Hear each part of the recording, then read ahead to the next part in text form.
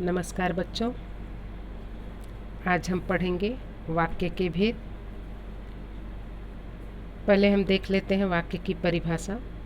शब्दों का वह सार्थक समूह जो किसी न किसी भाव को प्रकट करता है वह वाक्य कहलाता है। अर्थात जो मीनिंगफुल सेंटेंस हो, जिससे कोई न कोई भाव प्रकट होता है वो। और शब्दों का सार्थक समूह इसलिए कहा गया है कि वो शब्द कोई न कोई अर्थ निकालते ही हैं। आपके सिलेबस में रचना के आधार पर वाक्य के भेद दो आधार पे पढ़ना है। उसमें एक रचना के आधार पर है और आपको एक अर्थ के आधार पे, लेकिन रचना के आधार पर आज हम पढ़ेंगे इसके 3 भेद: साधारण या सरल वाक्य, संयुक्त वाक्य, मिश्र वाक्य। ये 3 प्रकार हैं जो रचना के आधार पर हम पढ़ते हैं। सरल वाक्य किसे कहते हैं, अब हम देख लेते हैं। सरल वाक्य, सरल या साधारण वाक्य।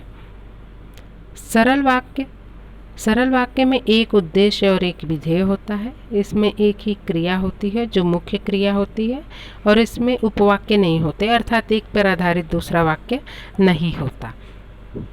जैसे राम गेंद से खेलता है। रावण तीनों लोगों का स्वामी बनना चाहता था।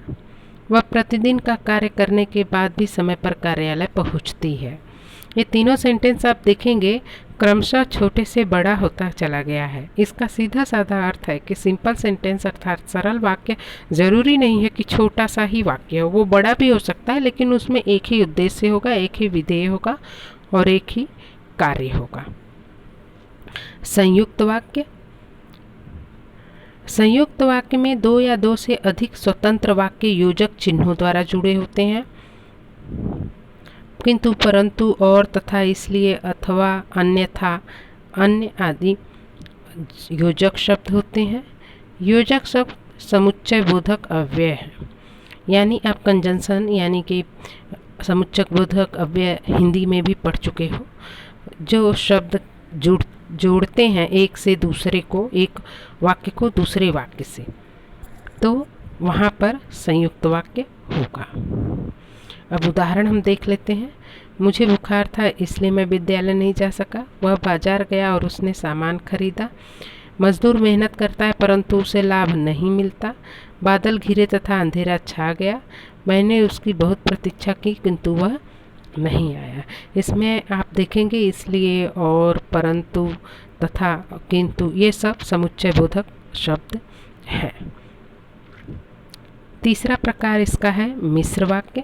मिश्र वाक्य में एक से अधिक उपवाक्य होते हैं। इसका सीधा साधा अर्थ है कि एक पे आधारित दूसरा वाक्य होता है।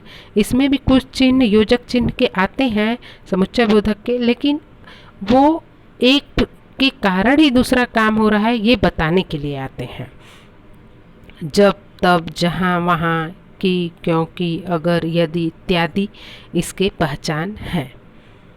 कि अभी इस साल के आपके व्याकरण में की वाला शब्द वाक्य ही आया था वाक्य के लिए, मिश्र वाक्य को पहचानने के लिए उसमें की से ही जोड़ा गया था। आगे हम उदाहरण देखेंगे। जब गीता ने मेहनत की तब वह प्रथम आई। जो छात्र परिश्रम करते हैं वो ही सफल होते हैं।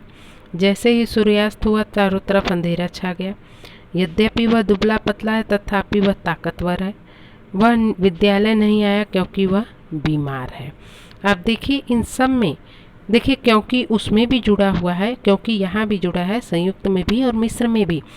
परंतु इसमें अंतर इतना है कि इसमें कारण बता रहा है, क्योंकि कारण बताने के लिए जुड़ा हुआ है, अर्थात एक पर आधारित दूसरा वाक्य है। अभी हम अंतर इनमें देख लेते हैं। जब हम इनका अभ्यास करेंगे तो आप देखेंगे सीता ने मेहनत की और वो सफल हो गई।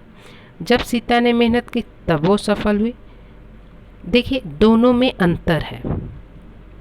संयुक्त की सफल मेहनत की और सफल हो गई, दो इसमें कार्य हो रहे हैं। और जब और तब से जब जुड़ा तब मिश्र वाक्य हो गया। आगे एक ही वाक्य को हम परिवर्तित करके देखते हैं। प्रातःकाल पक्षी चहचहाते हैं। प्रातःकाल हुआ और पक्षी चहचहाने लगे। जब प्रातःकाल हुआ तब पक्षी चहचहाने लगे। इस सेंटेंस से आपको समझ में आ गया होगा कि ये बदलता कैसे है। आगे हम अभ्यास के द्वारा समझेंगे। उन्हें पढ़ते देखकर मैं ललचाया। मिश्र वाक्य में परिवर्तित करना है तो जब मैंने उन्हें पढ़ते देखा तब मैं ललचाया।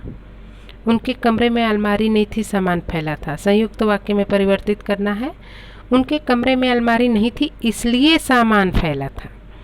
तीसरा है, मेरे साथी चिढ़ाया करते थे कि मैं पुस्तक पढ़ता हूँ। सरल वाक्य में बदलना है, मेरे पुस्तक पढ़ने पर साथी चिढ़ाया करते थे।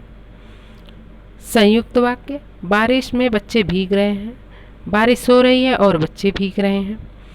कल दिल्ली से आने वाले पिताजी आ न सके। मिश्र वाक्य में, जो पिताजी कल दिल्ली से आने वाले थे वो न आ सके। तुम खाना खाओ और सो जाओ। सरल वाक्य में, तुम खाकर सो जाओ। वर्षा होते ही सब अपने अपने घर को चले गए। मिश्र वाक्य में, जैसे ही वर्षा हुई वैसे ही सब अपने अपने घर चले गए। बूढ़ी नानी चल नहीं सकती। संयुक्त वाक्य में, नानी बूढ़ी है इसलिए चल नहीं सकती। राम परिश्रमी है, वह अवश्य सफल होगा। सरल वाक्य में, परिश्रमी राम अवश्य सफल होगा।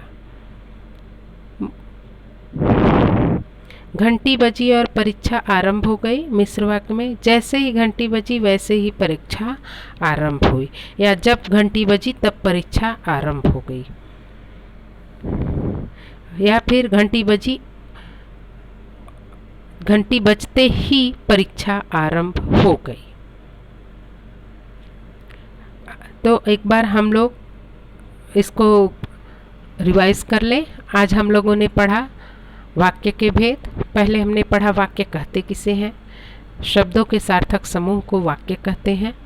वाक्य के भेद आपको दो आधार पे पढ़ने हैं, एक अर्थ के आधार पर और एक रचना के आधार पर। आज हमने रचना के आधार पर वाक्य के भेद पढ़ा है। रचना के आधार पर वाक्य के 3 भेद होते हैं, सरल वाक्य, मिश्र वाक्य, संयुक्त वाक्य। और मुझे पूरी आशा है कि आपको अच्छे से समझ में आ गई होगी। धन्यवाद।